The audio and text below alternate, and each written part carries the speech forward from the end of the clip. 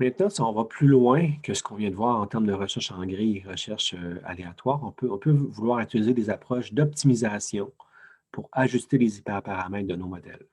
Donc là, c'est une coche plus loin qui est quand même très intéressante. Parce que dans le fond, ce qu'on va faire, c'est qu'on va se bâtir des modèles d'apprentissage pour pouvoir estimer la performance et donc trouver, ou du moins interpoler ou extrapoler la performance avec d'autres valeurs d'hyperparamètres. Donc, l'idée, c'est qu'on va faire des entraînements de modèles avec différents hyperparamètres, puis on va prendre la relation entre les valeurs d'hyperparamètres et la performance mesurée, qui peut être notre fonction de perte ou peu importe. Puis on va prendre ça comme étant un jeu de données qu'on peut utiliser pour faire un entraînement d'un autre modèle d'une fonction de régression, par exemple. Donc, la régression va viser à dire ici, avec mes hyperparamètres X, je prévois une performance de mon modèle qui va être donnée par f de x. Et donc, ça, à partir du moment qu'on a quand même quelques données d'accumuler, on peut se mettre à faire ça, puis ça va guider la recherche vers les valeurs d'hyperparamètres qui nous semblent les plus intéressantes. Puis l'intérêt de ça aussi, c'est d'inclure une mesure d'incertitude. On va dire, on va faire des prédictions sur la performance selon les valeurs d'hyperparamètres, mais on voit que ça varie quand même, il y a une certaine incertitude. Puis il y a des modèles de régression qui nous permettent d'estimer l'incertitude de la prévision par régression. Puis ça, c'est très intéressant parce que des fois, on peut vouloir tester des hyperparamètres dans des régions où on n'en sait pas beaucoup, où on aimerait avoir plus d'informations.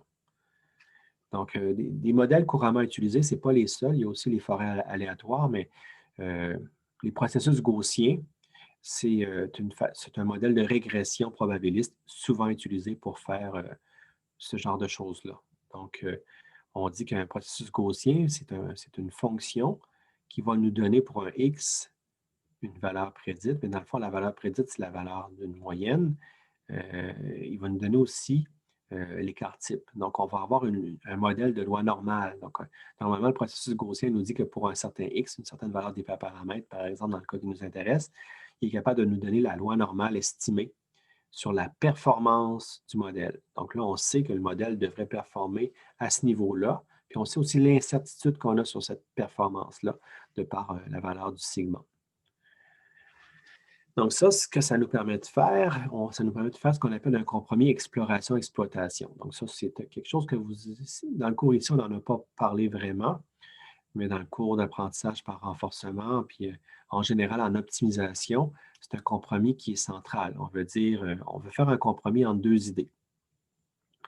On veut exploiter, donc on dit, sachant la connaissance qu'on a jusqu'à présent, donc dans le cas des l'ajustement des hyperparamètres, le lien entre X et les performances, c'est quoi le prochain X qui nous permettrait d'avoir la meilleure performance selon ce qu'on prédit.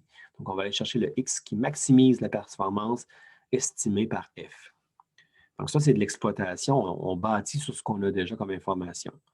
Mais on va aussi faire de l'exploration parce que nos estimations sont peut-être erronées en partie, puis il y a des régions de l'espace, des hyperparamètres qui n'ont peut-être pas été assez bien échantillonnés pour en faire une bonne estimation. Donc, on va explorer pour aller tester des nouvelles valeurs de X pour acquérir de l'information. Donc, vraiment une acquisition d'informations qui va aider à avoir un meilleur modèle, une meilleure fonction F pour faire les prévisions par la suite. Donc, il y a différentes façons de faire ça, mais ce qu'on va donc embarquer le compromis exploration-exploitation dans une fonction d'acquisition.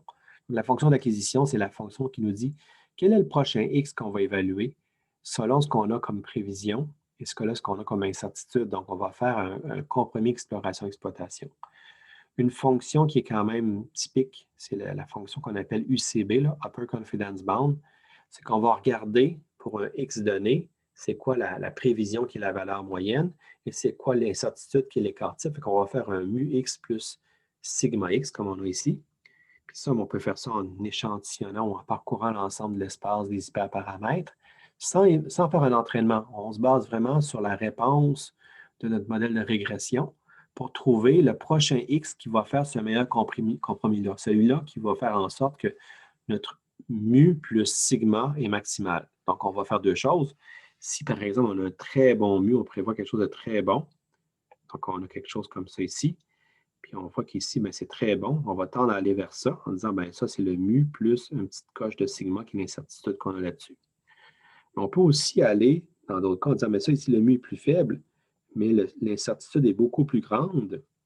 Bien là, on peut aller chercher finalement la valeur UCB qui est le mu plus le sigma ici, disant, bon, c'est cette configuration-là qu'on va aller tester parce que c'est elle qui, en tenant compte de la prévision mu et de l'écart type sigma, on a la plus grande valeur. C'est notre upper confidence bound, c'est notre bande supérieure de confiance. Donc, on va parcourir l'espace des hyperparamètres, là, un argmax sur les x en choisissant la valeur de x qui va maximiser ça. Puis une fois qu'on a trouvé nos hyperparamètres à tester, on fait un entraînement avec notre vrai modèle. On a sa performance sur l'ensemble de validation avec un ou plusieurs entraînements, une ou plusieurs répétitions. Puis on prend cette performance-là comme étant une nouvelle donnée dans notre jeu d'entraînement, puis on va mettre à jour notre modèle de régression. Puis un avantage des processus gaussiens, c'est que c'est des approches non paramétriques comme les cas plus proches voisins. On n'a pas besoin de réentraîner, on a tout simplement besoin de mémoriser de nouveau la donnée. C'est plus compliqué que ça à l'interne, il y a quand même des ajustements. Chaque donnée, on va faire une espèce d'ajustement qui ressemble à un entraînement, mais il reste que c'est quand même des méthodes qui sont réputées comme étant, comment je pourrais dire, faites pour être mises à jour en ligne. Et donc, le modèle de régression, la fonction de régression va être mise à jour avec cette nouvelle donnée-là, puis on va recommencer, puis on va répéter ça un certain nombre de fois. Donc, pour vous illustrer la chose ici, c'est de dire, par exemple, en haut, on est à une certaine étape avec 2 points. Ce qu'on voit, donc, finalement, ici, on a cette fonction, ce point-là, c'est 2 observations.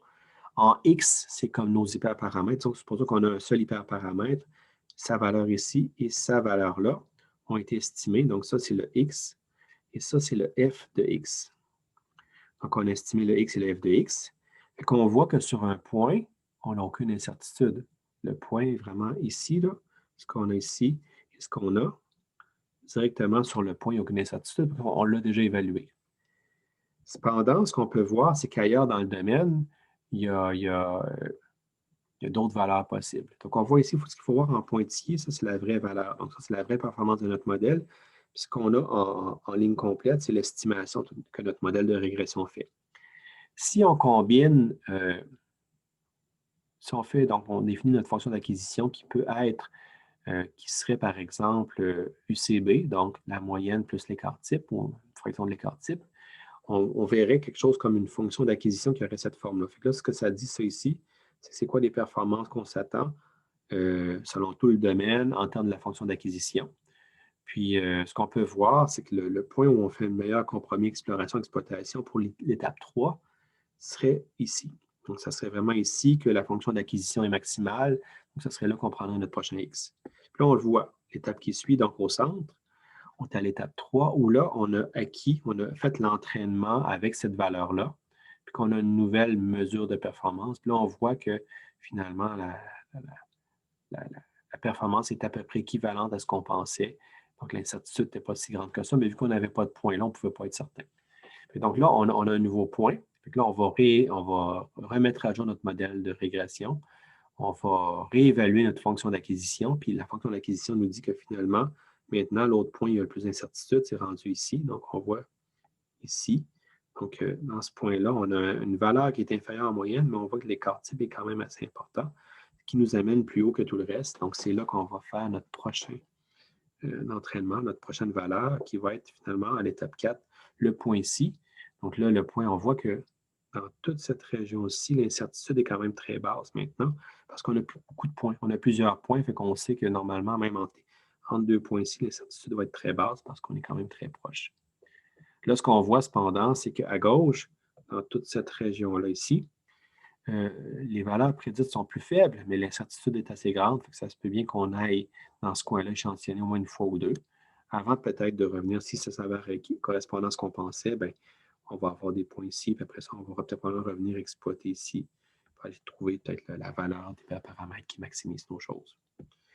Ce qu'on voit donc ici, c'est ça, c'est un exemple arrangé pour illustrer un peu l'approche, c'est que ça prend relativement peu de points pour aller vers des bons résultats. Puis en effet, l'optimisation bayésienne est bonne pour fonctionner avec un apprentissage avec peu de valeurs évaluées.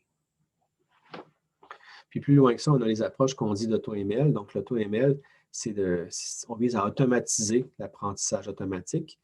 Donc, on veut pouvoir avoir des algorithmes qui font l'ajustement, leur propre auto-ajustement des paramètres, qui vont s'ajuster, qui vont être en mesure de travailler sur un nouveau jeu de données, puis qui vont faire euh, tous les ajustements nécessaires à l'interne pour donner les meilleures performances sans requérir de grandes manipulations. C'est sûr, cependant, que ça peut être long en calcul, mais si c'est une question de lancer un calcul puis de revenir un peu plus tard, bien, je pense que plusieurs non-experts vont trouver ça intéressant. Parce que c'est souvent ça, c'est souvent l'idée d'en venir à soit avoir vraiment des modèles qui sont très, très performants parce que l'ajustement des hyperparamètres donne un gain en performance, ou soit de permettre d'utiliser des méthodes de façon relativement transparente, en boîte noire, mais en donnant les données, en lançant, en pesant sur un icône qui va lancer les calculs, puis on va avoir les résultats un peu plus tard. Donc, un autre intérêt aussi pour AutoML, c'est que c'est vraiment intéressant pour gérer des situations inconnues, dans le sens que si on déploie un système dans des nouvelles circonstances, ça se peut que le système ait besoin de s'ajuster. Et donc, avec l'AutoML, on peut penser que ce serait possible. Donc, en changeant les conditions d'opération, en ayant des contextes où il y a vraiment un peu de changement d'environnement, bien, AutoML viserait, entre autres, à faire de l'adaptation aux conditions d'opération. Je parle au conditionnel parce que ces contextes-là n'ont pas nécessairement été, à ma connaissance, très explorés. Ce qui a été exploré, c'est le premier point. Je sais que dans Google Cloud Engine for Machine Learning, quelque chose comme ça, c'est un peu la suite de Google dans le nuage pour faire de l'apprentissage automatique. Ils ont poussé beaucoup dans le développement d'approches d'AutoML pour rendre ça utilisable par des informaticiens qui développent des applications, sans être des experts en apprentissage machine automatique. Aussi, l'AutoML, donc on veut faire du choix de modèle, des choix de traitement. Au-delà des choix d'hyperparamètres, on peut se dire, mais c'est quoi le bon modèle à utiliser? Est-ce que c'est un SVM, un réseau de neurones, un cas plus proche voisin? Donc, selon la nature du problème, on peut avoir une bonne intuition sur quels sont les bons modèles à prendre. Si on travaille avec l'image, par exemple, c'est pas mal les réseaux de neurones à convolution qu'il faut prendre. Si on travaille avec des données séquentielles, bien, il faut penser à des réseaux récurrents, les STM, ou des modèles un peu linéaires avec récurrence qui sont possibles aussi, etc. Donc, il y a plein de modèles possibles. Ça va varier selon le contexte. Il faut les choisir, des bons modèles. Puis des fois, on aimerait ça avoir une suite qui fait le choix à notre place. Puis une fois que les modèles généraux sont choisis, on veut raffiner la configuration, on veut savoir c'est quoi le nombre de couches cachées, les fonctions noyaux pendant les SVM, les mesures de distance dans les cas plus proches voisins. Donc, tout ça peut être exploré par AutoML. Quel pré-traitement on va faire, quelle façon d'organiser les données à l'entrée. Donc, ça, il y a beaucoup de connaissances. Donc, des fois, c'est mieux d'y aller avec la connaissance au lieu de tenter que ça se fasse automatiquement, mais au pire, on peut faire ça automatiquement. Donc, ce que je viens de vous dire sur tout ça, bien, je vous dirais que c'est encore de la recherche. À ma connaissance, là où l'AutoML commence à être utilisé, c'est vraiment pour le choix des hyperparamètres. Il y a plusieurs librairies qui le font, qui utilisent l'optimisation bayésienne pour choisir les hyperparamètres. Donc, on est rendu là. Ça permet d'extraire quand même beaucoup d'éléments pour maximiser les performances, mais on n'en est pas à faire du multimodèle de façon courante avec des outils commerciaux. C'est quand même assez recherche. Il ne faut pas oublier le no free lunch. Il n'y a pas de modèle universel. Il n'y a pas une solution pour tout. C'est chaque modèle assez bien inductif qui marche dans certains contextes. Donc, l'idée, c'est de peut-être trouver que pour un certain jeu de données, il y a un bon match dans le biais avec une autre méthode, une méthode particulière. Puis l'AutoML aussi, il faut tenir compte de ça, c'est que c'est très, très gourmand en calcul. Donc, si on ne fait pas attention, ça peut requérir des gros clusters ou beaucoup de machines dans le nuage pour pouvoir arriver à quelque chose. Puis aussi, bien, tout est lié avec ça, c'est la taille des jeux de données. Si On a des très gros jeux de données qui requièrent des entraînements qui prennent des heures, des jours. Ça limite grandement la capacité à appliquer AutoML ici. Des fois, il faut aller vers des configurations simplifiées ou il faut tout simplement se limiter grandement dans ce qu'on peut faire.